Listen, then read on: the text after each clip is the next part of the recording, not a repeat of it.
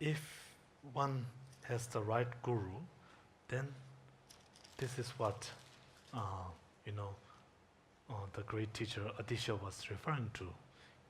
Just imagine if one has has found the right spiritual guide, and then from the spiritual guide, the person then first hears the dharma, and then thinks about the dharma, and then tries to meditate, practice, and when doubts arise from these practice sessions, then the person can interact with the guru.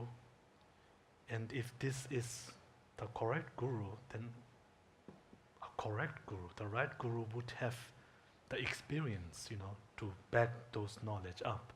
And this way, then the guru will be able to dispel those doubts, and sort of, essentially, it's only through the guru that one can be inspired, one can be inspired.